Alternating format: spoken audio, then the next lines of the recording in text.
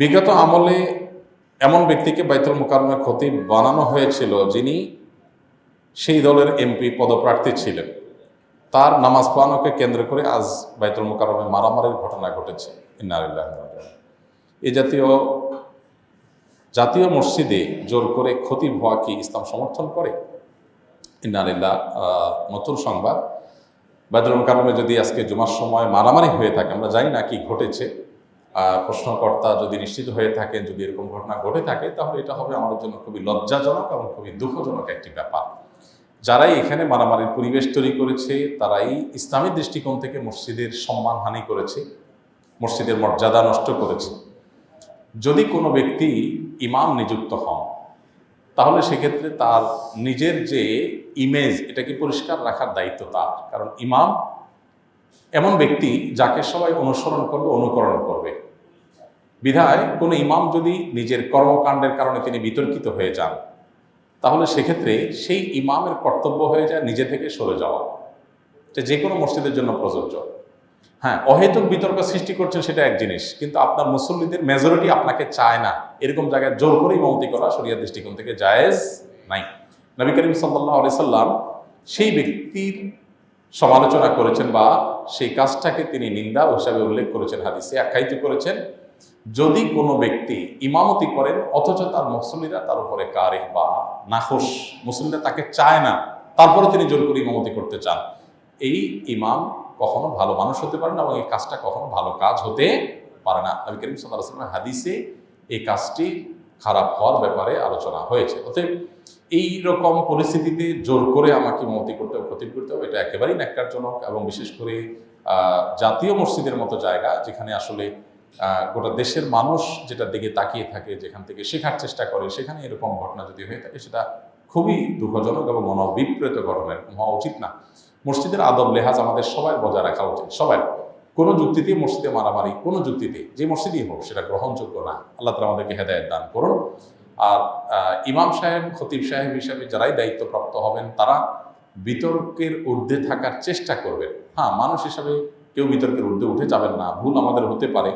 কিন্তু যদি মেজরিটি মানুষের কাছে আমি বিতর্কিত হয়ে যাই বা মেজরিটি মানুষ যদি আমাকে না চায়, তাহলে সেক্ষেত্রে আসলে জবরদস্তি সেখানে জায়গা বা চেয়ার দখল করা বা ইমামতির জায়গা দখল করে রাখা, এটা একেবারে অযৌক্তিক। মসজিদের সম্মানার্থেই, আল্লাহর ঘরের সম্মানার্থে, দিনের প্রতি শ্রদ্ধার জায়গা থেকে আমাদের এই সমস্ত ক্ষেত্রে দায়িত্বশীল হওয়া উচিত। কি ঘটেছে সেখানে আমরা পুরোপুরি যদিও জানি না, কিন্তু যদি বাইতুল মুকাররমে এরকম ঘটনা ঘটে থাকে আজ, সেটা হবে আমাদের জন্য খুবই লজ্জাজনক ঘটনা এবং খুবই দুঃখজনক একটি ঘটনা।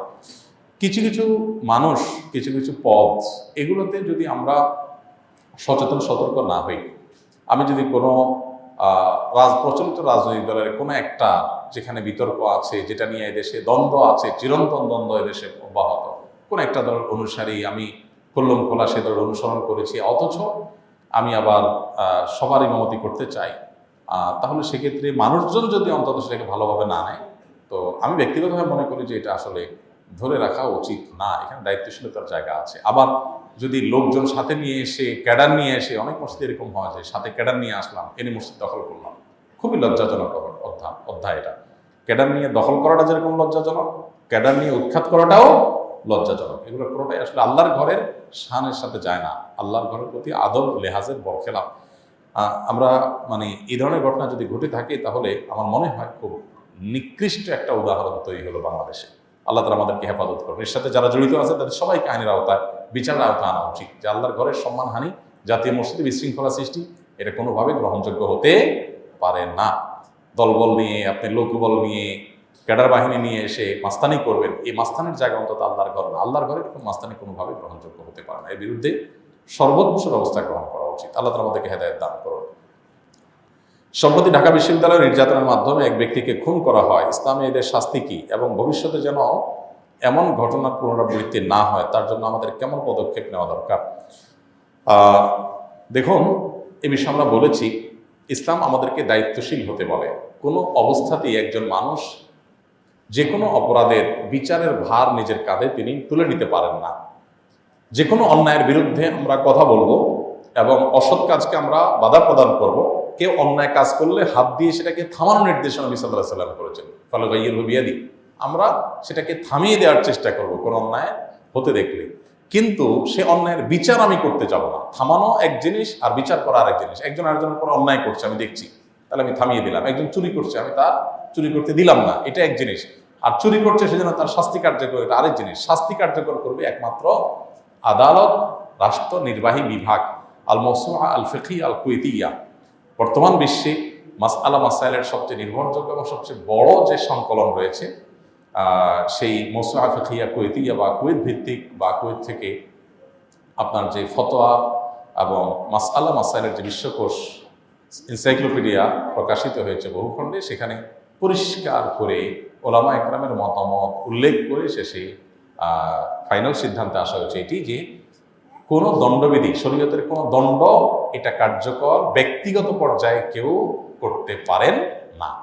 নবী করিম সাল্লাল্লাহু আলাইহি সাল্লামের সময় আপনি দেখেছেন যে বিভিন্ন হাদিসে দেখবেন যে সাহাবীরা কেউ অন্যায় করেছে, এমন কোনো কাজ করেছে যার কারণে তার আসলে মৃত্যুদণ্ড হওয়া উচিত। এরকম পরিস্থিতিও যদি হয় তো সাহাবীরা নবী সাল্লাল্লাহু আলাইহি সাল্লামকে বলতেন যে আল্লাহ রাসূল, আমাকে অনুমতি দেন, আমি এই লোকটাকে মৃত্যুদণ্ড কার্যকর করি। সে এমন কাজ করেছে যে তার মৃত্যুদণ্ড আরোপ হয় তার উপরে। অর্থাৎ নবী সাল্লাল্লাহু আলাইহি সাল্লামের উপস্থিতিতে সাহাবা একরাম কেউ অন্যায় করেছে আর তাকে শাস্তি নিজে নিজে দিয়ে ফেলেছেন, এমনটি হয়নি। বরং নবী সাল্লাল্লাহু আলাইহি সাল্লামের কাছ থেকে জিজ্ঞেস করেছেন। এই যে তিনি বিচার বিভাগের প্রধান, তিনি রাষ্ট্রের প্রধান তখন মদিনার, তো একাধারে তিনি নির্বাহী এবং বিচার বিভাগ উভয়টি প্রধান হওয়ার কারণে নবী সাল্লাল্লাহু আলাইহি সাল্লামের অনুমোদনের জন্য সাহাবা একরাম অপেক্ষা করতেন। কোনো ঘটনা ঘটলেও সেটাকে নবী সাল্লাল্লাহু আলাইহি সাল্লাম যখন অনুমোদন করতেন তখন সেটা অনুমোদিত হিসেবে বিবেচিত হয়েছে। অতএব এই ধরনের ঘটনায় আমাদেরকে দায়িত্বশীলতার আচরণ করতে হবে। এক যুদ্ধ থেকে ফেরার সময় সাহাবা একরাম এরকম একটা ঘটনা ঘটেছে, কেউ একজন সালাম দিয়েছেন বা কালিমা শাহাদা পাঠ করেছে, তারা মনে করেছেন যে ভয়ে এই কাজটা করেছে, সে ভিতর থেকে করে নাই, তারা তাকে হত্যা করলেন। কোরআন কারীমে আল্লাহ তাআলা আয়াত নাযিল করেছেন, এই যে নিজের বিচার বিশ্লেষণ থেকে একটা লোককে হত্যা করে ফেলা হলো, এটার বিরুদ্ধে আল্লাহ তাআলা আয়াত নাযিল করেছেন। নবী সাল্লাল্লাহু আলাইহি সাল্লাম বলেছেন তাদের ফিরে আসার পর, আল্লাহ শাকাকতা কালবা, তোমরা যে লোকটাকে মেরে ফেললে, তোমরা কি তার অন্তর ফেটে দেখেছ? তুমি ধারণা করে একটা লোককে মেরে ফেলতে পারো? চুরি করলে যেখানে হত্যা করা বা মৃত্যুদণ্ড দেওয়া এটা প্রচলিত আইনেও নাই, ইসলামেও শরিয়া আইনেও নাই, সেখানে আপনার একজন মানুষকে চুরির সন্দেহে মেরে ফেলা, এ ধরনের মানসিক ভারসাম্যহীন, শারীরিকভাবে দুর্বল থাকে, এর চেয়ে লজ্জাজনক বিষয় আর কিছু হতে পারে না। এদের দৃষ্টান্তমূলক শাস্তি হওয়া উচিত। মনে রাখবেন, বর্তমান পৃথিবীতে যত মানবতার সবক আমাদেরকে দেওয়া হয়, ইসলাম আমাদেরকে তার চাইতে আরো উন্নত মানবতার সবক দেয়। কিভাবে? আজকের পৃথিবীতে দেখবেন যে মানুষ মানুষের প্রতি জুলুম করবে না, কেউ কাউকে খুন করবে না, কেউ কারো সম্পদ হরণ করবে না, কেউ কারো সম্মান হরণ করবে না, এসব বিষয়ে বহু নীতিবাক্যের কথা বলা হয়। ইসলাম তো এগুলোর কথা বলেই, এর পাশাপাশি এমন বিষয়ের কথা ইসলাম বলেছে যে আজকের পৃথিবীর মানবতাবাদীরা এখনো পর্যন্ত সেই বিষয় নিয়ে চিন্তা করার সুযোগ হয়তো পায়নি। সেটা হলো যে কোনো মানুষকে অন্যায়ভাবে হত্যা করা, বিচারের ভার নিজের কাঁধে তুলে নেওয়া, এটা তো অপরাধী। এমনকি মনে মনে একটা মানুষ সম্পর্কে আপনি কোনো একেবারে প্রমাণিত কোনো বিষয় না হলে জাস্ট ধারণার উপর ভিত্তি করে একটা মানুষ সম্পর্কে আপনি খারাপ চিন্তা করলেন, মনে মনে লোকটাকে চোর মনে করলেন, খারাপ মনে করলেন, আসলে সে চোর হিসাবে সাব্যস্ত হয়নি, প্রমাণিত হয়নি। এই যে ধারণা করে একটা মানুষের প্রতি খারাপ, এটা মনে মনে করলেন, মনে মনে ধারণা করলেন, এটার কারণে আপনি আল্লাহর কাছে অপরাধী হবেন। অর্থাৎ মনে মনেও কারো সম্পর্কে বাজে চিন্তা করা, এটা ইসলামে হারাম এবং নিষিদ্ধ। আজকের তথাকথিত সভ্য পৃথিবীতে মানবতাবাদের কথা যারা বলেন তাদের কাছেও কিন্তু, মানবাধিকারের কথা যারা বলেন মুখে খই ফুটান, তাদের কাছেও কিন্তু কারোর ব্যাপারে মনে মনে খারাপ চিন্তা করাটা অপরাধ না। আপনি মনে মনে যদি কাউকে নিয়ে, কোনো নারীর সৌন্দর্য দেখে মনে মনে যদি আপনি খারাপ চিন্তা করেন, জল্পনা কল্পনা করেন, পৃথিবীর কোনো বিচারে, কোনো আদালতে এটাকে অপরাধ হিসেবে চিহ্নিত করে না। মনে মনে আপনি কি করছেন সেটা জানারও সুযোগ তাদের কাছে নাই, কারা কোত্থেকে এটা বিচার করবে। কিন্তু আমরা জানি যে ইসলাম সেই ধর্ম, যে ধর্মে আল্লাহ বলেছেন কোরআনে কারীমে সূরা হুজুরাতে, আমানু ইজতানিবু কাসীরাম মিনায-যন্ন ইন্না বা'যা-যন্নি ইসম। ঈমানদারদেরকে আল্লাহ তাআলা খারাপ ধারণা করতে নিষেধ করেছেন। এই যে আপনি অন্যের প্রতি খারাপ ধারণা করলেন, এটার কারণেও আপনার কি হবে? কিয়ামতের ময়দানে বিচার হবে। তারে মানবাধিকারের সবচেয়ে আপডেট ভার্সন, যেটা এখনো পৃথিবী যে ভার্সনে যেতেই পারে না, হতে যাওয়ার কথা কল্পনা করতে পারে, সেটাই ইসলাম এস্টাবলিশড আছে। অতএব যদি আমাদের সমাজে আমরা এই অন্যের প্রতি কুধারণা করার যে প্রবণতা, এখান থেকে আমরা বেরিয়ে আসতে পারি, কোরআনের এই নির্দেশ যদি আমরা আমাদের মধ্যে বাস্তবায়ন করতে পারি, তাহলে সমাজে এই আইন হাতে তুলে নেওয়া, তারপরে এই যে গণধোলাই, এগুলো ঘটনা ঘটবে না। এগুলো কখন ঘটে? যখন মানুষ মানুষ সম্পর্কে আপনার এরকম মন্দ ধারণা করে, নিজের ধারণাকেই যখন চূড়ান্ত হিসাবে ধরে নেয়, সেটাকেই জাজমেন্ট হিসাবে ধরে নিয়ে যখন সে সিদ্ধান্তে উপনীত হয়, তখন মানুষ দ্বারা এই ধরনের কর্মকাণ্ড ঘটে। এছাড়া বিচারহীনতার যে অপসংস্কৃতি এবং অপরাধীর ছাড়া পেয়ে যাওয়ার যে অপসংস্কৃতি আমাদের সমাজে দীর্ঘদিন থেকে চলে আসছে, এটার কারণে সাধারণ মানুষের আইন হাতে তুলে নেওয়ার প্রবণতা মানুষের মধ্যে তুলে আসছে। অতএব নির্বাহী ডিপার্টমেন্টকে সাধারণ মানুষের আস্থা ফিরিয়ে আনার চেষ্টা করতে হবে, আর আমাদেরকে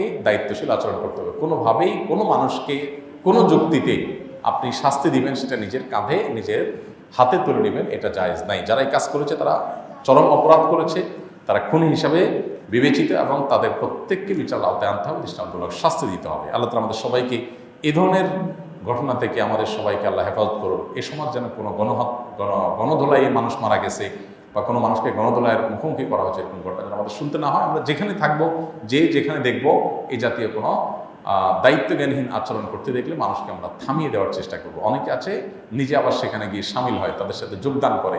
মনে রাখবেন, কোনো যুক্তিতে, কোনো অভিযোগের ভিত্তিতে একটা মানুষকে আপনি নিজে নিজে শাস্তি দিয়ে ফেলবেন, এটা করতে পারেন না। যে কোনো মূল্যে আপনাকে যথাযথ নিয়মে তার শাস্তির ব্যাপারে সচেষ্ট হতে হবে। হ্যাঁ, আইনে যথাযথ নিয়মে ব্যাড প্র্যাকটিস আছে আপনি জানেন, তাহলে সেখানে আপনি শ্রম দেন যাতে ব্যাড প্র্যাকটিস দূর হয়, কিন্তু আইন হাতে তুলে নেবেন। আইন হাতে তুলে নিলে কী হবে? সমাজ বিশৃঙ্খল হবে। আজকে আপনি শুরু করবেন, কালকে আরও জন শুরু করবে। দেখেন, মক্কায় নবী সাল্লাল্লাহু আলাইহি ওয়াসাল্লাম যখন ছিলেন, বহু অন্যায় হয়েছে, বহু অপরাধ হয়েছে, বহু গুনাহ হয়েছে, বহু পাপাচার, বহু শিরক হয়েছে। একটির ব্যাপারে নবী সাল্লাল্লাহু আলাইহি ওয়াসাল্লাম বা সাহাবীরা কেউ নিজে নিজে সেগুলোর প্রতিকার করতে, অর্থাৎ বিচারমূলক প্রতিকার করতে যান নাই। কেন? কারণ মদিনা মক্কাতে নবী সাল্লাল্লাহু আলাইহি ওয়াসাল্লামের কাছে রাষ্ট্রক্ষমতা ছিল না বা নির্বাহী দায়িত্ব ছিলেন না। যখনই মদিনায় এসেছেন তখন কিন্তু এগুলো সব কার্যকর করেছেন। অতএব এখান থেকে বোঝা যায় যে মনে চাইলো আর আমি বিচারের ভার আমার হাতে তুলে নিলাম, এটা যদি করতে থাকি সমাজ বিশৃঙ্খল হবে, অসুন্দর হবে, যেটা ইসলাম চায় না। আল্লাহ তাআলা আমাদেরকে বোঝার তৌফিক দান করুন। বিশেষ করে ঢাকা বিশ্ববিদ্যালয়ে পড়ুয়া শিক্ষার্থীদের থেকে এই আচরণ কখনোই কাম্য নয়। গ্রামের মানুষ এরকম কাজ করলে আমাদের কষ্ট লাগে, সেখানে ঢাকা বিশ্ববিদ্যালয়ের মেধাবী তরুণরা এরকম একটা দায়িত্বজ্ঞানহীনতার পরিচয় একটা লোককে খাইয়ে দাইয়ে মানে জেনে শুনে ঠান্ডা মাথায় হাসতে হাসতে মেরে ফেলবে, খুবই দুঃখজনক। আমাদের দেশে এরকম অনেক কালচার আছে। দেখবেন যে একটা ব্যাঙ, একটা ইঁদুর, একটা হয়তো কুকুর উপদ্রব করছে, তাকে বেঁধে ঝুলিয়ে নানাভাবে কষ্ট দিয়ে নির্মমভাবে পোলাপানানোর সময় হত্যা করে এবং মজা নেয়। তো ইসলাম সেটাকেও জায়েজ বলে না। কোনো পশু পাখিকে, কোনো প্রাণীকেও যদি হত্যা করতে হয়, তাহলে সেখানে নির্মমতাকে পরিহার করতে বলা হয়েছে। বাধ্য যদি হন আপনি যে ঠিক আছে পিঁপড়া উপদ্রব করে, ইঁদুর উপদ্রব করে, আমি মেরে ফেলবো, তাহলে মেরে ফেলতে পারেন, কিন্তু মারতে গিয়ে নির্মমতা আপনি অবলম্বন করতে পারেন না। কিন্তু এটাকে আমাদের সমাজে দোষী কিছু মনে করা হয় না। সোশ্যাল মিডিয়াতে দেখবেন অনেক, ফেসবুকে, আপনার ইউটিউবে অনেক ভিডিওতে একজন আরেকজনকে কষ্ট দিচ্ছে, একটা প্রাণীকে কষ্ট দিয়ে মারা হচ্ছে। আমরা অনেকে এটাকে এনজয় করি, খুব মজা নিই। তো এগুলো আমাদের রুচি যে নষ্ট হয়ে গেছে তার প্রমাণ। আল্লাহ তাআলা আমাদেরকে মানুষ হওয়ার তৌফিক দান করুন। ভালো মানুষ হওয়া ছাড়া ভালো মুসলমান হওয়ার কোনো পথ খোলা নেই। আস-সুন্নাহ ফাউন্ডেশন, উম্মার স্বার্থে সুন্নাহর সাথে।